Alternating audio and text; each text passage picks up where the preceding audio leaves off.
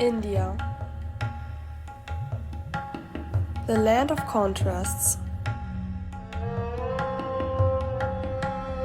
India is located in South Asia and borders the Pacific Ocean. Their capital city is New Delhi, which is the third biggest metropolitan city in the world. India is known for their many different languages. There are Hindi, English, and 17 more official languages, but all in all, there are 100 different languages which are spoken. Also, India is a really large country with a size of around 3.2 million square kilometers, which makes them the fourth biggest country on the earth. From 1950 to 2020, the population of India has always been growing. They reached their 1 billion people mark on the 11th of May in the year 2000. Most recently, in 2020, the population evolves around 1.4 billion people, which makes India the second biggest population on Earth. A really important part of the Indian culture is their flag.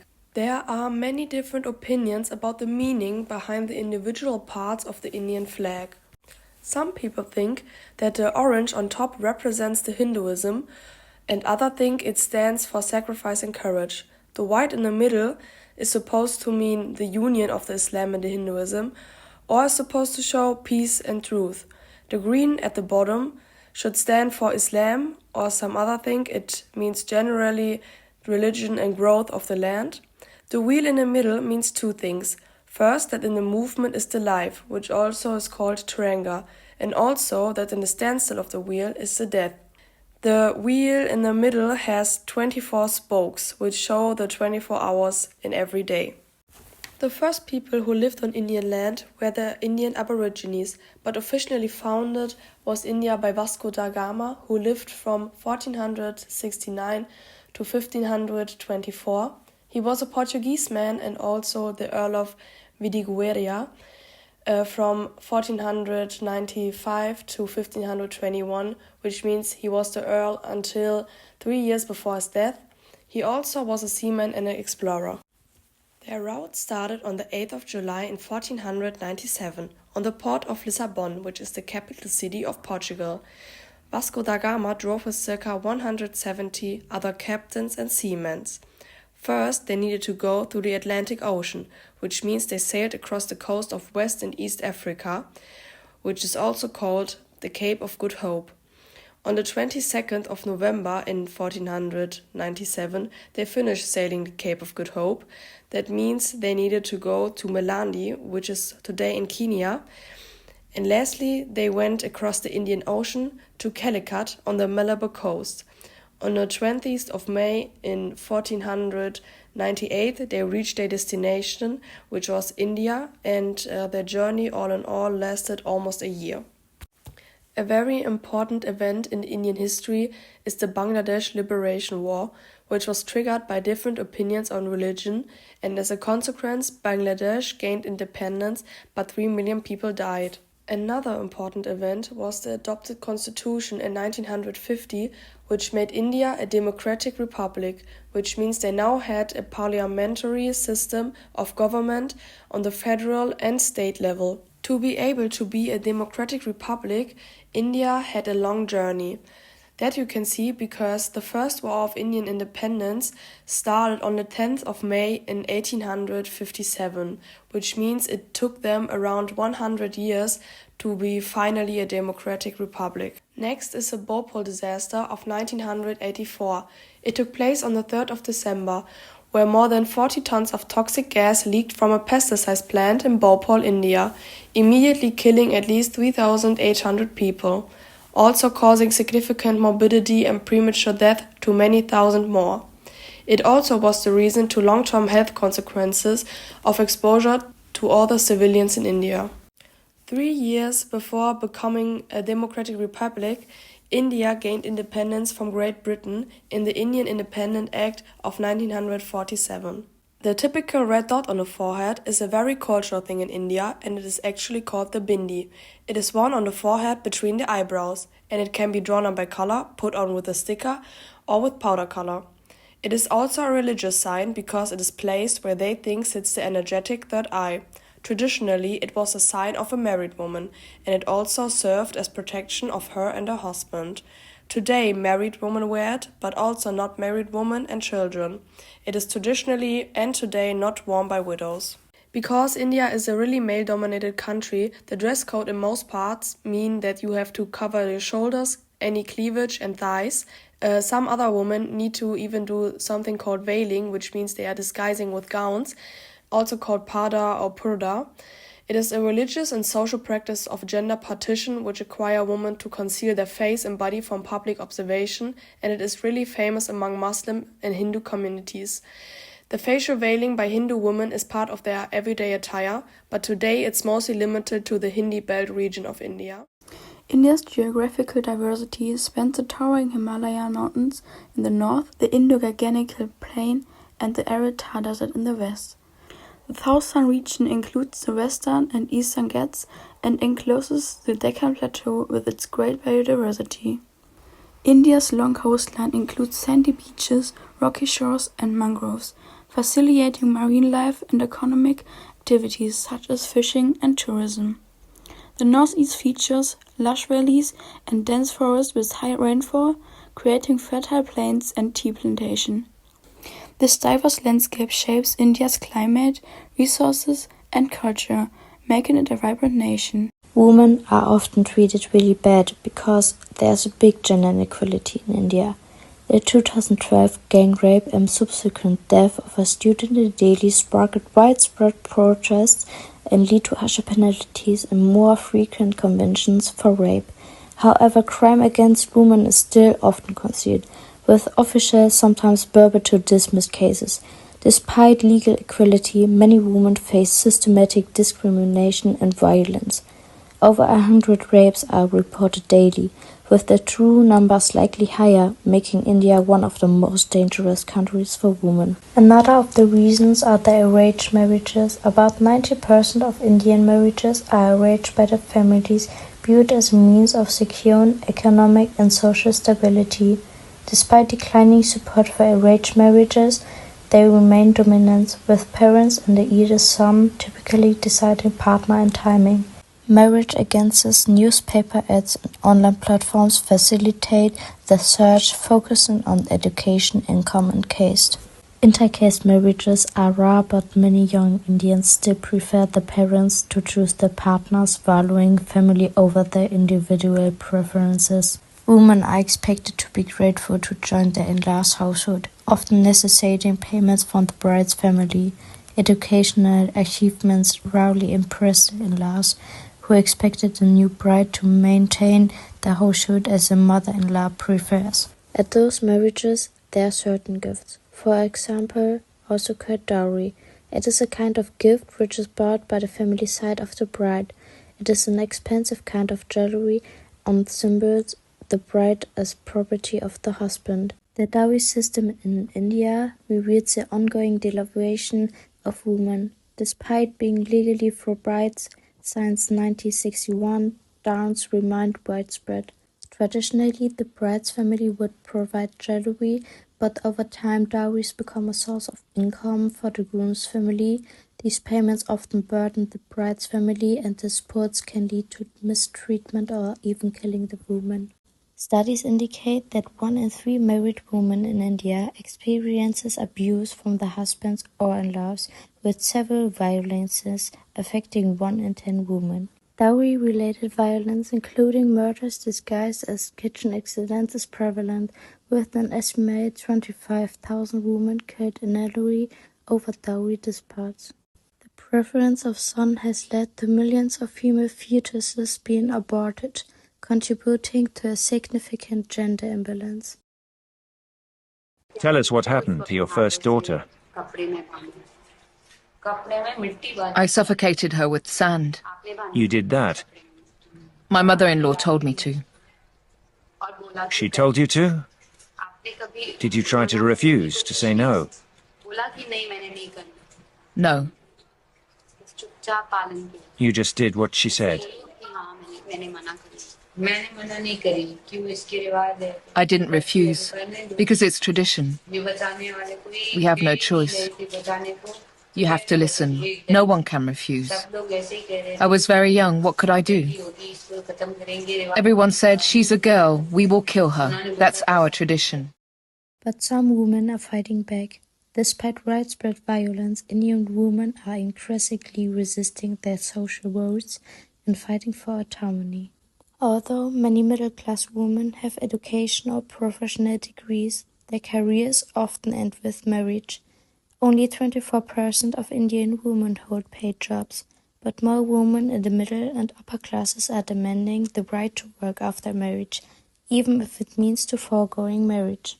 Phulan Devi, the Bandit Queen from India. Her life is a story of extreme oppression, revenge and ultimately social and political recognition. Phulan Devi was born on August 10, 1963 in the small village called Gorakhpurwa in Uttar Pradesh, India. She came from a poor Dalit family that belonged to the lowest caste. Phulan experienced a harsh childhood marked by poverty and discrimination. At the age of 11, she had to marry an older man who abused her and abandoned her. She returned to her village, where she continued to experience abuse and exclusion. After a dispute with upper caste villagers, Phulan was kidnapped by a gang of bandits. There she experiences abuse again, but managed to escape and join a rival gang. Phulan Devi rose to national prominence when she took revenge on a man who had mistreated her. The culmination of her revenge was the infamous Bhima massacre in 1981, in which she allegedly executed 22 upper caste men who had raped her and other women. Phulan Devi led the gang of bandits and carried out numerous robberies. Despite her criminal activities, she gained sympathy and support from the poor and the oppressed communities who saw her as a symbol of resistance against the social injustice. After 2 years on the run, Phulan Devi voluntarily surrendered to the authorities in 1983. She set conditions for her surrender, including an assurance that she and her gang would not be executed. Their surrender became a national media event. She spent 11 years in the prison before being released without a trial in 1994. Their release came following pressure from human rights activities and due to the political situation in India. After her release, Phulan Devi joined the Samajwadi Party and was elected to the Indian Parliament in 1996. She used her political platform to advocate for the rights of women and Dalits. On July 25, 2001, Phulan Devi was shot dead outside her home in Delhi by Sher Singh Rana, a man who said he wanted to avenge her actions against the men in Bhimai. Her death led to widespread protests and calls for justice. Phulan Devi remains a controversial but powerful figure in Indian history. For many, it is a symbol of resistance against the unjust caste system and the patriarchal structure in Indian society.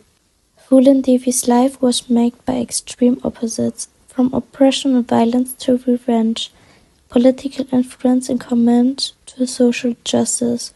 Her legacy is a powerful example to fight against social injustice in India. Another important topic is the poverty and economic disparity. A large amount of the Indian population lives in poverty, with significant disparities in income and living conditions between the urban and rural areas, as well as the economic growth that has been not evenly distributed in India. A large amount of poor people live in slums. The rapid urbanization has led to the growth of slums, where millions live in substandard conditions without adequate access to clean water, sanitation or healthcare.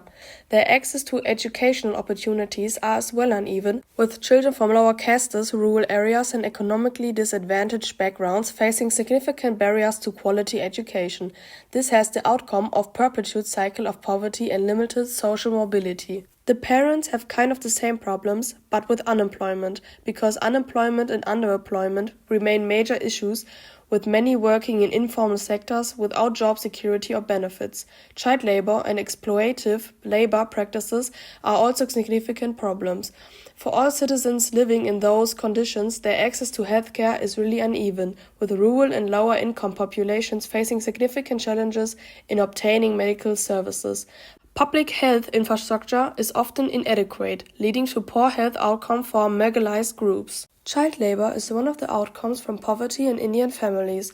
Around 4% of the total child population are already working by the age of 5 to 14. In numbers, that means there are around 10 million working children, even though there is a law against it since 1986. And on the list of 2023 of countries with the most child labor, India is ranked the 88th. For example, there's the mining of mica. Mica is the shimmer used in, for example, beauty products, and 30% of all the mica which is exported to Europe is from India. The workers dig holes up to 10 meters into the ground by only using simple tools and without any security. Often these mines break in and kill the workers. Under these workers there are around 22,000 children workers, where the youngest evolve around 6 or 7 years old. Their working hours are almost the whole day long. They start at 8 a.m. and go until the evening, and they are always working, even by 45 Celsius in the strong sun, and for all that hard work they only get €2 a day. But this is normal for the children, because they need to work to not starve. Most of the children are very scared to work there, but they know they don't have another choice, and often as well they get hurt with cuts on their arms, heads and legs. The caste system in India. The Indian caste system is a rigid hierarchy that assigns every Indian to a specific group for life, despite constitutional non-discrimination. The system includes almost 2,000 social groups, known as yatis, linked to 4 main groups. First, the Brahmins, which are people like priests. Then the Kshatriyas, with people like warriors and princes. Vaishyas, which are merchants and traditional dealers, and last, Shudras, which mostly were servants. Outside these varnas are the Dalits, or untouchables, who face severe social exclusion and discrimination, especially in rural areas. Indian food is very diverse and varies by region because of its history and immigration.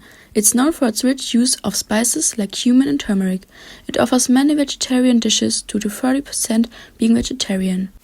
Popular street foods include samosas and chaat, which are very popular breads. Traditional cooking methods like tandoor baking, which is a special oven, are very common. It has a global impact with staples like rice and bread, and popular dishes such as biryani, tandoori chicken and palak paneer. Life in India is different between urban and rural areas. In cities, people enjoy better infrastructure, more job opportunities, and a faster-paced lifestyle with access to diverse entertainment and many shopping options. Essential services like healthcare and education are more available. In contrast, rural areas have less developed infrastructure and limited access to healthcare and education. The lifestyle is slower and community-focused, with the main focus on traditional customs. So living in a city is a big difference to living in the rural area. The industrial sector is very important to the Indian economy and provides many jobs and a large share of the GDP. Key areas include manufacturing, which includes the production of textiles, cars, chemicals and electronics. The information technology industry is thriving in cities like Bangalore and Hyderabad. India is also a leading manufacturer of medicines sold worldwide. Additionally, the steel and mining sectors are crucial as India produces a lot of coal, iron ore and steel. Everyday life in India can be quite challenging. The streets are often crowded and noisy with bustling markets and heavy traffic. People navigate through busy roads filled with cars and motorcycles.